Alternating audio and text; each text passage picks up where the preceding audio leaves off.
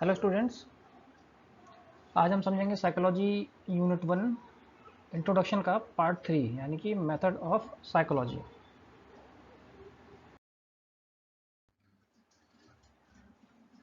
Syllabus ऊपर के 3 topic हम समझ चुके हैं। आज हम देखेंगे मेथड ऑफ साइकोलॉजी जो कि लास्ट टॉपिक है। दूसरी चीज़ कि मेन एग्ज़ाम में फर्स्ट यूनिट से एक क्वेश्चन आता ही है, तो ये जो हमने अभी टॉपिक देखे हैं इनमें इनको पूरा भी दे सकते हैं लॉन्ग क्वेश्चन में, या इनको तोड़ के कोई भी एक 2 क्वेश्चंस बनेंगे ही।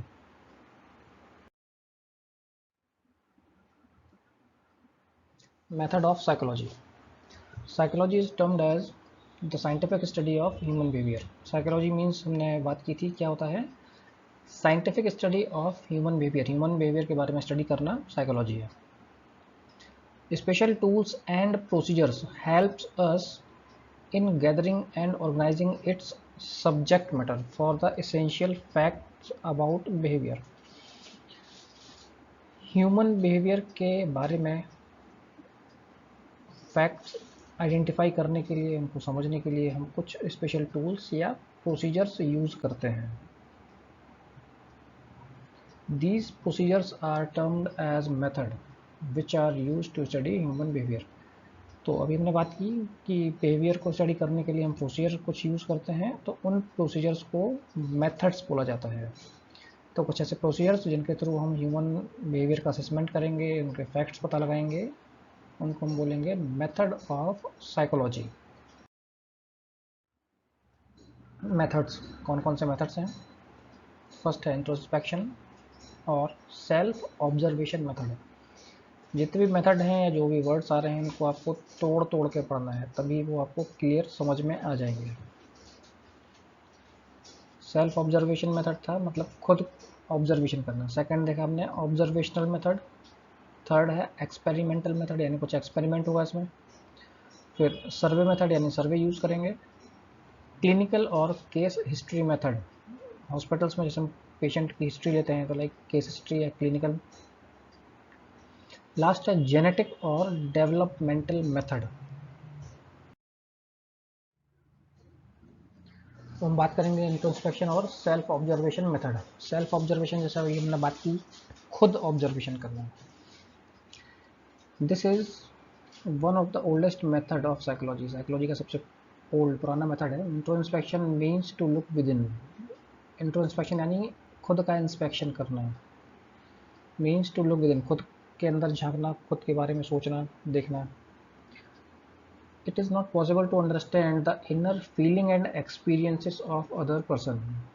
ये किसी के लिए पॉसिबल नहीं है कि किसी थर्ड पर्सन या जो भी नेक्स्ट पर्सन है उसकी फीलिंग या एक्सपीरियंस को हम समझ पाएँ। कौन क्या सोच रहा है, उसके क्या एक्सपीरियंसेस रहे हैं, हम पता नहीं लगा सकते हैं। Here the subject is asked to observe his own behavior and report the same, which is analyzed to understand behavior। तो यहाँ पे हम क्या करते हैं, जो सब्जेक्ट है उनको हम खुद बोलते हैं कि अपना बिहेवियर ऑब्जर्व करें एंड रिपोर्ट द सेम, और फिर रिपोर्ट करें, which is analyse to understand behaviour, जिसको फिर हम एनालाइज करते हैं बिहेवियर को समझने के लिए। Example, a patient after an operation may be asked to report how he feels. एक पेशेंट है, जैसे हम हॉस्पिटल में जाते हैं, पेशेंट की हिस्ट्री लेते हैं, पोस्ट ऑपरेटिव पेशेंट है, तो हम उससे क्वेश्चन करते हैं कि वो कैसा महसूस कर रहा है या उसने अभी तक कैसा महसूस किया। ये हमारा question. The patient will try to look within. Patient कोशिश करता है अपने आप के बारे में सोचने की, देखने की। And recall what happened. तो रिकॉल करता है कि अभी तक क्या हुआ। And how he is presently feeling, और अभी वो कैसा महसूस कर रहा है। पेशेंट ऑपरेशन के पहले प्री ऑपरेटिव जो कंडीशन रहती है, पेशेंट का जब डायग्नोस होता है, सर्जरी के लिए डिसाइड होता है, डिसीजन मेकिंग होती है, पेशेंट के मन में बहुत सारे डाउट्स आते हैं, एंजाइटी होती है। प्री ऑपरेटिव जब प्रोसीजर चलते हैं तब पेशेंट बहुत एंजियस रहता है कि सब ठीक होगा या नहीं होगा, या क्या कॉन्सिक्वेंसेस हो सकते हैं बाद में। अब ये पेशेंट को फील हो रहा है, तो ये हम कैसे मालूम चलेगा हमको? तो ठीक वही हम पेशेंट के बारे में जानने के लिए सेल्फ ऑब्जर्वेशन मेथड में पेशेंट से क्वेश्चन पूछेंगे, पेशेंट हमको खुद के बारे में सोच के बताएगा। This information will help for better treatment. इस इंफॉर्मेशन के थ्रू हम पेशेंट, जो आने वाले पेशेंट हैं, उनका ट्रीटमेंट है और बेहतर बना सकते हैं कि पेशेंट को कब एंजाइटी होती है तो तब हम उनको काउंसलिंग करें या उनको हेल्थ एजुकेशन दें। नेक्स्ट है ऑब्जर्वेशनल मेथड। वहाँ पर लास्ट था सेल्फ ऑब्जर्वेशन, यहाँ पे है observation. Observation is the object method of studying the behaviour of individual. It consist of the perception of an individual behavior under natural condition, its analysis and interpretation by the observer. In this method the observer observe and collect the data। ये objective method है। Patient जो subject है उसका हम behaviour assess करते हैं under natural condition. वहाँ पे हमने कुछ आर्टिफिशियल कंडीशन क्रिएट नहीं की है, जो नेचुरल कंडीशन है उसमें ही पेशेंट का हम बिहेवियर है उसको ऑब्जर्व करते हैं। It's analysis and interpretation by the observer. अब जो ऑब्जर्वर है, जो ऑब्जर्व कर रहा है, वो उस बिहेवियर को एनालिसिस करेगा और उसको इंटरप्रेट करेगा। In this method the observer observe and collect the data. Observer जो है ऑब्जर्व करेगा और डाटा कलेक्ट करेगा। एग्जाम्पल, जैसे कि हम पेशेंट के पास जाते हैं हॉस्पिटल में और नर्सिंग केयर प्लान बनाते हैं, तो पेशेंट से हम डाटा लेते हैं दो टाइप से, सब्जेक्टिव डाटा और ऑब्जेक्टिव डाटा। तो ये objective data means observational method. Subjective data में हम पेशेंट से क्वेश्चन पूछते हैं, पेशेंट आंसर करता है। फिर ये हो गया ऑब्जेक्टिव डाटा, जिसमें हम देखते हैं पेशेंट को एंजाइटी है, रेस्टलेसनेस है या जो भी है। तो example, in the hospital the nurse makes an observation of patient facial expression, restlessness, etc. to understand clinical condition of the patient। Patient की क्लिनिकल कंडीशन को समझने के लिए हम उसके फेशियल एक्सप्रेशन या रेस्टलेसनेस जो भी है, जो शो हो रहा है, हमको दिख रहा है, एंजाइटी है, वो हम देखते हैं इसमें या ऑब्जर्व करते हैं। स्टेप्स इन ऑब्जर्वेशन मेथड, क्या क्या स्टेप्स हैं? ऑब्जर्वेशन ऑफ बिहेवियर, सबसे पहले हम ऑब्जर्व करेंगे। नोटिंग ऑफ बिहेवियर, उसको नोट करेंगे। Interpretation and analysis of behaviour, then generalisation.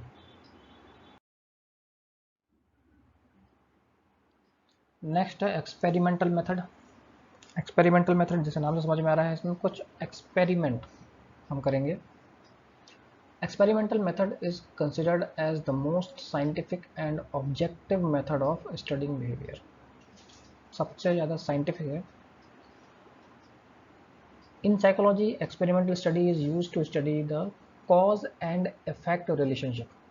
Cause and effect relationship means कि कुछ इंसिडेंस हुआ और उसका क्या इफेक्ट हुआ, इनका रिलेशनशिप है, उसके बारे में हम समझते हैं।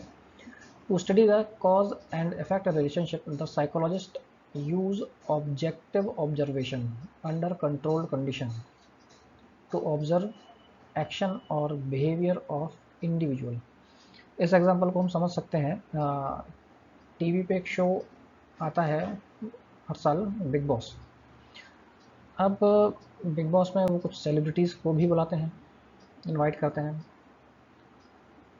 सेलिब्रिटीज़ की एक सोशल लाइफ होती है जिसमें वो अपने आप को गुड ह्यूमन बीइंग ही दिखाते हैं, एक्चुअल बिहेवियर वो शो नहीं करते हैं।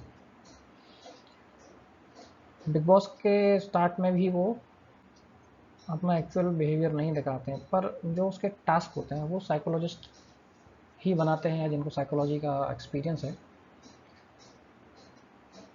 टास्क बनाते हैं, टास्क में उनको परफॉर्म करना पड़ता है, तब उनका एक्चुअल बिहेवियर या रियल बिहेवियर हमारे सामने आता है कि वो एक्चुअल में कैसा है। ठीक, तो लास्ट लाइन देखिए, last second line, objective observation under controlled condition. मतलब वहाँ पे कंट्रोल कंडीशन है, उनके पास कुछ सेफ्टी गार्ड्स भी रहते हैं, मेडिकल फैसिलिटी भी आसपास ही रहती है। टू ऑब्जर्व एक्शन और behaviour of individual.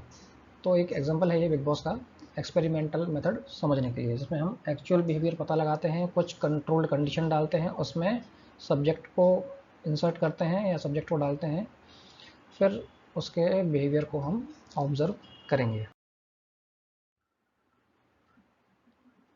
Essential features of experimental method, क्या क्या फीचर्स हैं? रिक्वायर्ड 2%, मिनिमम रिक्वायरमेंट जो है वो 2% की है, एक जिसका बिहेवियर ऑब्जर्व करना है, दूसरा जो ऑब्जर्व या एक्सपेरिमेंट कर रहा है। The experimental and the subject और the person whose behaviour is observed. Experimentation should be done on living organism, living organism पे ही हम एक्सपेरिमेंट कर सकते हैं। All experiments are conducted under controlled condition, controlled condition में ही सारे एक्सपेरिमेंट्स करना है, पेशेंट का फिजिकल या मेंटल हेल्थ का उसमें कोई नुकसान नहीं होना चाहिए। Next, survey method. All problems in psychology can not be studied by the experimental and other method. सारे प्रॉब्लम्स जो हैं साइकोलॉजी के वो हम एक्सपेरिमेंटल या जो दूसरे मेथड्स हैं उनसे हम पता नहीं लगा सकते हैं। Some problems like study of opinion, attitude, health care need can be studied by means of survey method. अब हमने ब्रांचेस ऑफ साइकोलॉजी में, प्योर साइकोलॉजी में देखा था एक सोशल साइकोलॉजी। सोशल साइकोलॉजी में हम सोसाइटी के बिहेवियर को ऑब्जर्व करते हैं या असेस करते हैं या स्टडी करते हैं। सोसाइटी मीन्स लार्ज ग्रुप या ग्रुप ऑफ पीपल, उनका का क्या बिहेवियर है।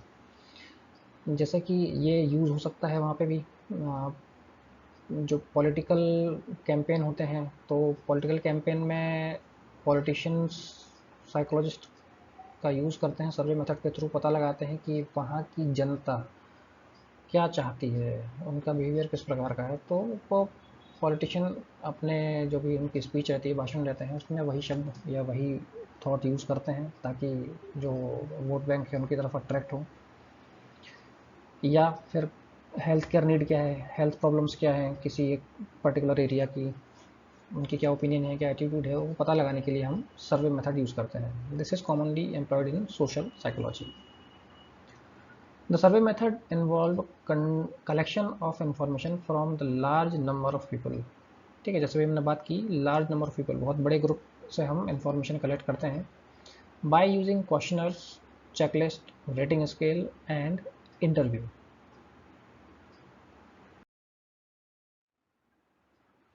नेक्स्ट, क्लिनिकल और केस हिस्ट्री मेथड। शुरू में मैंने बताया था क्लिनिकल मीन्स हॉस्पिटल की बात हो रही है, पेशेंट की हम हिस्ट्री लेते हैं, वही है। It aims at studying the cause of people's anxiety, fears and personal maladjustment. Aim क्या है हमारा कि जो भी पीपल है या जो भी सब्जेक्ट है, जो भी पेशेंट है, उनकी एंजाइटी या फियर या पर्सनल माल एडजस्टमेंट का कॉज क्या है, वो पता लगाने के लिए हम केस हिस्ट्री या क्लिनिकल मेथड यूज़ करते हैं। Relevant data is collected to know about the nature of the individual difficulty. Relevant data हम कलेक्ट करते हैं, इंडिविजुअल डिफ़िकल्टी क्या है वो पता लगाने के लिए, प्रॉब्लम्स क्या है, उनका ओरिजिन क्या है, या कोर्स ऑफ डेवलपमेंट, वो कैसे डेवलप हुई। In this technique information is collected from the memory of individual. इस टेक्निक में हम इंफॉर्मेशन कहाँ कहाँ से कलेक्ट करते हैं? Memory of individual, his parents, member of his family, friends, teachers, या जो भी उसके नॉन पर्सन हैं, नेबर्स हो सकते हैं या रिलेटिव्स हो सकते हैं, and all other available record and reports. अगर उसका कुछ ट्रीटमेंट चल रहा है या पहले भी कुछ प्रॉब्लम्स हुई थी, तो उसके रिकॉर्ड या रिपोर्ट्स के थ्रू हम इंफॉर्मेशन कलेक्ट करते हैं। The information include the past history of disease. Past history क्या है, मतलब जो हम इंफॉर्मेशन कलेक्ट करेंगे उसमें क्या क्या कलेक्ट करना है हमको। Past history of the disease, treatment already taken, changes if any, treatment क्या क्या लिया है वो पता करना है, और चेंजेस इफ़ एनी, कुछ परिवर्तन आया है, जैसे कि improvement, present condition, cause, sign and symptoms. Next है जेनेटिक और developmental method. Psychologist study not only the behaviour of an individual at a particular time. जो साइकोलॉजिस्ट हैं वो किसी पर्सन की स्टडी, उनके बिहेवियर की स्टडी किसी पर्टिकुलर टाइम पे नहीं करते हैं, but also his development from birth to death, मतलब उनके बर्थ से लेकर डेथ तक किसी भी टाइम बिहेवियर की स्टडी की जा सकती है। The influence of heredity and environment, कि ड्यूरिंग ग्रोथ एंड डेवलपमेंट के टाइम पे उनकी हेरिडिटी का या एनवायरनमेंट का उनके बिहेवियर पर क्या असर पड़ा, कंडीशन फेवरेबल थी या नहीं थी डेवलपमेंट के time, for normal and abnormal behaviour, उनके नॉर्मल या एबनॉर्मल बिहेवियर के कॉज का पता लगाने के लिए। Example, to understand the learning behaviour of an adult, means कि जो एक एडल्ट हैं उनके लर्निंग बिहेवियर के बारे में पता लगाने के लिए the study will start from childhood and adolescence, उनके चाइल्डहुड या एडोलेसेंस से हम स्टडी स्टार्ट करते हैं। ये मेथड ऑफ साइकोलॉजी कंप्लीट हो गया है। कुछ रिलेवेंट क्वेश्चन बताता हूँ। जो लॉन्ग क्वेश्चन है like define psychology, define psychology तो आएगा ही, define psychology and explain in detail the method of psychology, या explain method of observation and case study, या explain its nature and scope with reference of nursing, discuss various method of psychology, define psychology and explain its nature and scope with special reference to nursing, critically examine observation method and experimental method, या different method of used in study of psychology, या branches of psychology, relevance of psychology to nursing। तो methods को break करके भी question आ सकते हैं, या whole में आ सकता है, या सारे लाइक कि जितने भी मेथड हैं वो एक्सप्लेन करो, या कोई एक दो मेथड आपसे पूछे जा सकते हैं, ठीक है, सही ब्रांचेस में भी है। तो ये रिलेवेंट क्वेश्चन है और एक क्वेश्चन इसमें से आएगा ही, तो उसको अच्छे से पढ़ना है। चैनल सब्सक्राइब नहीं किया है तो सबसे पहले उसको सब्सक्राइब करो। और मेरा प्लान है अभी साइकोलॉजी सब्जेक्ट ही ख़त्म करने का, तो उसके बाद फिर हम नेक्स्ट सब्जेक्ट स्टार्ट करेंगे। Thank you.